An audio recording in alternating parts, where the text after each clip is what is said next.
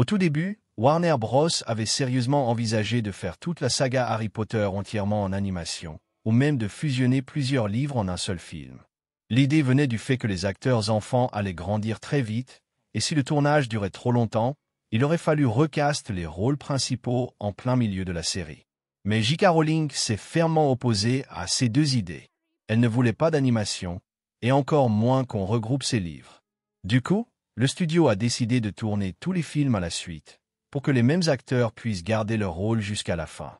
Ce qui est amusant, c'est que la fille du réalisateur Chris Columbus n'aimait pas trop lire à la base. Mais un jour, elle a lu Harry Potter à l'école des sorciers et l'a dévoré en 2 jours. Ensuite, elle a lu La Chambre des secrets, et elle a dit à son père, « Papa, tu devrais faire le film de ces livres. » À ce moment-là, une 50aine de réalisateurs étaient intéressés par le projet. Columbus a lu les livres et il est tout de suite tombé sous le charme. Il est allé voir Warner Bros. Et leur a dit que réaliser ce film, c'était son plus grand rêve. Pendant les négociations, il a même réécrit le scénario tout seul, gratuitement, juste pour montrer à quel point il était passionné. Ce geste a impressionné le studio, et quelques semaines plus tard, il a obtenu le poste de réalisateur. Mais le plus difficile restait à faire, trouver le bon Harry Potter. Ils ont auditionné près de 5000 enfants, sans trouver le bon. Jusqu'à ce que Chris Columbus voit Daniel Radcliffe dans l'adaptation télévisée de David Copperfield en 1999. Il s'est dit, c'est lui. C'est Harry. Mais le directeur de casting lui a expliqué que les parents de Daniel voulaient qu'il se concentre sur ses études et qu'il n'était pas très chaud pour qu'il rejoue. Le casting a donc continué, jusqu'au jour où le producteur du film a croisé Daniel et son père par hasard dans un théâtre. Après cette rencontre, la famille a fini par accepter, et Daniel a passé l'audition. Emma Watson, elle, a été recommandée par son prof de théâtre à Oxford. Avant d'obtenir le rôle, elle a participé à plus de 5 entretiens. Elle s'était bien préparée, mais elle ne croyait pas vraiment qu'elle allait être choisie. Pourtant, les producteurs ont été impressionnés par sa confiance en elle, et c'est comme ça qu'elle a été sélectionnée parmi des milliers de candidates. Rupert Grint, qui joue Ron Weasley, a eu le rôle d'une manière assez originale. Un jour, il a vu à la télé, dans l'émission Newsround, qu'il cherchait des enfants pour le film. Il a remarqué que d'autres envoyaient des vidéos, alors il en a fait une lui aussi, mais à sa façon. Il s'est déguisé en prof de théâtre femme et a fait un rap pour expliquer à quel point il voulait le rôle. Cette vidéo a attiré l'attention des producteurs et il a été invité à passer une audition. De son côté, Tom Felton, qui allait jouer Draco Malfoy, n'avait même pas lu les livres avant de venir aux auditions. Le réalisateur Chris Columbus demandait toujours au candidat « C'est quoi ton passage préféré du livre ?» Felton a juste répété la réponse du garçon avant lui, la scène à Gringotts. Columbus a tout de suite compris qu'il n'avait pas lu les livres, mais il a trouvé ça plutôt drôle. Felton avait d'abord auditionné pour les rôles de Harry et Ron, avant d'être finalement choisi pour Malfoy. Et c'était le bon choix. Les producteurs voulaient que les personnages ressemblent exactement à leur description dans les livres. Ils ont donc essayé de faire porter à Daniel Radcliffe des lentilles vertes et à Emma Watson de fausses dents. Mais Daniel a fait une réaction allergique aux lentilles, et Emma avait du mal à parler avec les dents. Du coup, ils ont laissé tomber cette idée. Les jumeaux James et Oliver Phelps, qui jouent Fred et George Weasley, avaient les cheveux châtains foncés dans la vraie vie.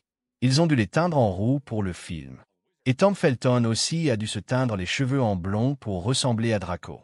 Petite anecdote, Robin Williams et Rosie O'Donnell avaient tous les deux proposé de jouer gratuitement dans le film.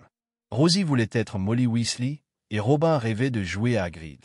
Il a même essayé de convaincre Chris Columbus, avec qui il avait déjà travaillé sur Madame Doubtfire, 9 mois et l'homme bicentenaire. Mais J.K. Rowling insistait pour que tous les acteurs soient britanniques. Alors le studio a dû refuser, même à Robin Williams. Au départ, Warner Bros. Avait envisagé de faire la saga Harry Potter entièrement en animation, ou même de fusionner plusieurs livres en un seul film. Pourquoi? Parce qu'ils craignaient que les jeunes acteurs grandissent trop vite et qu'il faille changer les rôles en plein milieu de la série. Mais J.K. Rowling s'y est fermement opposée. Pas d'animation, pas de fusion. Alors le studio a pris une grande décision, tourner tous les films les uns après les autres. C'est comme ça qu'ils ont réussi à garder les mêmes acteurs jusqu'à la fin. Le réalisateur, Chris Columbus, n'était même pas censé diriger le film au départ. C'est sa fille qui a tout déclenché.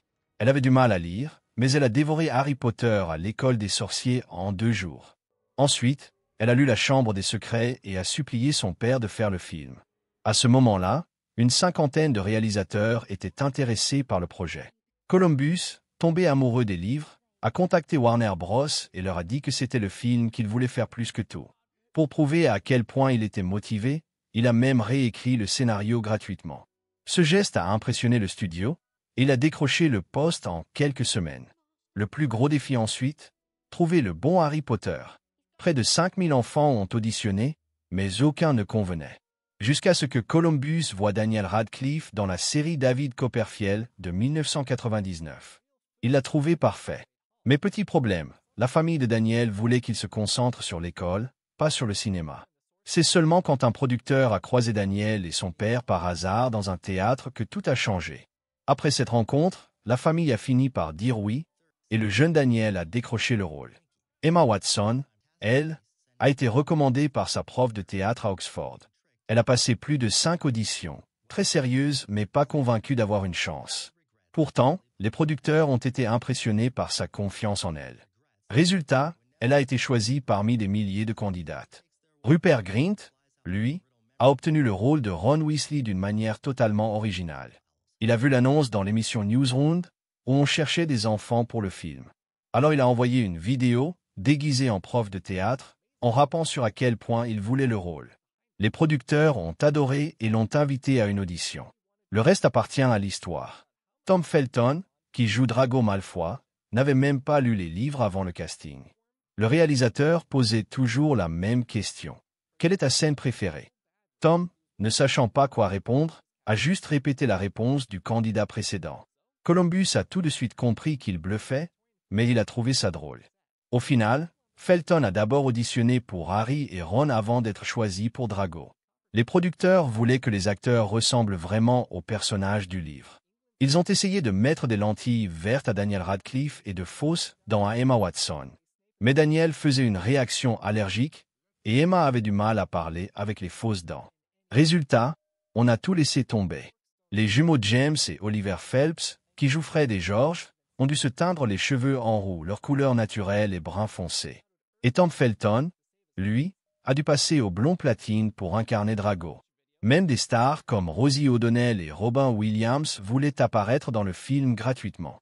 Robin Williams voulait jouer Hagrid, mais J.K. Rowling a refusé. Elle tenait à ce que tout le casting soit britannique. D'ailleurs, c'est elle-même qui a choisi Alan Rickman pour jouer Rogue. Elle lui a même révélé, dès le tout début, des secrets sur le personnage qu'on ne découvre que dans le dernier livre. Elle a aussi personnellement sélectionné Robbie Coltrane pour Hagrid et Maggie Smith pour McGonagall. Et le tout premier acteur engagé fut justement Robbie Coltrane. Le rôle de Dumbledore a d'abord été proposé à Patrick McGowan, mais il l'a refusé pour des raisons de santé. Ensuite, c'est Richard Harris qui a été approché. Au début, il ne voulait pas accepter non plus, jusqu'à ce que sa petite fille de 11 ans le supplie de le faire, en lui disant qu'elle ne lui parlerait plus sinon. Malheureusement, Harris est tombé malade d'un cancer peu de temps après et est décédé avant la sortie du deuxième film. Il avait du mal à retenir ses répliques, alors Daniel Radcliffe l'aidait en répétant avec lui. Harris disait que l'équipe d'Harry Potter était la plus chaleureuse avec laquelle il ait jamais travaillé en plus de 40 ans de carrière. Avant le tournage, l'acteur David Bradley, qui joue Argus Rusar, a passé un mois isolé dans une cabane en Irlande avec son chat juste pour mieux comprendre la solitude de son personnage. Le livre original s'appelle Harry Potter and the Philosopher's Stone, mais aux États-Unis, l'éditeur scolastique trouvait le mot philosophie trop abstrait. Ils ont donc changé le titre en Harry Potter and the Sorcerer's Stone. Résultat, toutes les scènes où on parle de la pierre ont été tournées 2 fois ou redoublées avec les 2 versions. Rowling a avoué plus tard qu'elle regrettait d'avoir accepté ce changement, mais à l'époque, elle n'avait pas le pouvoir de dire non. Son éditeur lui avait même conseillé d'utiliser ses initiales, JK, pour que les garçons ne sachent pas qu'elle était une femme. Le fameux quai 9 et 3/4 existe vraiment à la gare de King's Cross à Londres. Mais les scènes ont été tournées entre les quais 4 et 5, parce que les vrais quais 9 et 10 ne sont pas côte à côte. Aujourd'hui, il y a une attraction spéciale plateforme 9 et 3/4 dans la gare, et les fans y font la queue chaque jour pour prendre une photo. Pour rendre Poudlard crédible, la plupart des scènes ont été tournées dans de vrais lieux historiques anglais. La cathédrale de Durham, celle de Gloucester, le château d'Alnwick, et même Christ Church à Oxford. Les décors construits spécialement pour le film concernaient surtout la grande salle, les escaliers et la salle commune de Gryffondor. Les bougies flottantes de la grande salle, elles étaient bien réelles, suspendues à des fils, avec de vraies flammes. Mais un jour, l'une d'elles est tombée pendant le tournage. Heureusement, personne n'a été blessé. Mais après ça, elles ont été recréées en images de synthèse dans les films suivants. Tous les plats du banquet de la grande salle étaient réels aussi. Mais à cause des projecteurs, la nourriture pourrissait très vite et sentait mauvais.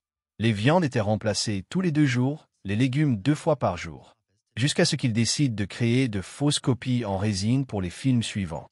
Et le détail marrant, pendant les scènes d'école, les enfants faisaient vraiment leurs devoirs. Ça rendait l'ambiance beaucoup plus naturelle. Hagrid, lui, faisait plus de 2,60 m dans le film, mais dans les livres il mesure environ 3,65 m. Son doublure était un ancien joueur de rugby de 2,08 m, Martin Byfield, qui portait une tête animatronique ressemblant à Robbie Coltrane. Et la meilleure blague, Daniel Radcliffe a un jour changé la langue du téléphone de Coltrane en turc. L'acteur a dû appeler un membre de l'équipe qui avait un père turc pour comprendre comment le remettre. Les hiboux du film venaient de Scandinavie. Ils ont été entraînés pendant 6 mois pour tenir les lettres dans leur bec. Et pour qu'ils regardent dans la bonne direction, on attachait des souris mortes au tablier de Pétunia Dursley. Ah, et petit fun fact, il existait un film sorti en 1986, appelé Troll, où le héros s'appelait Harry Potter. Mais Rowling jure que c'est une pure coïncidence. La musique du film devait être composée à la base par James Horner, mais il était trop occupé. C'est donc John Williams, le compositeur de Home Alone, qui a signé la bande originale légendaire. Et en 2002, Williams et Horner ont tous les deux été nominés aux Oscars. Mais le prix est allé à Howard Shore pour Le Seigneur des Anneaux. Harry Potter à l'école des sorciers a rapporté plus d'1 milliard de dollars dans le monde, devenant le film le plus rentable de 2001. À l'époque, c'était même le 2e plus gros succès de l'histoire du cinéma, juste après Titanic. Daniel Radcliffe a gagné environ 1 million de livres pour ce rôle, mais il a simplement dit « Ce n'est pas l'argent qui compte ». Et voilà, mes amis, c'est la fin de cette vidéo. Merci d'avoir regardé, dites-moi ce que vous en pensez dans les commentaires. Et si ça vous a plu, n'oubliez pas de liker et de vous abonner. On se retrouve très bientôt pour une nouvelle histoire.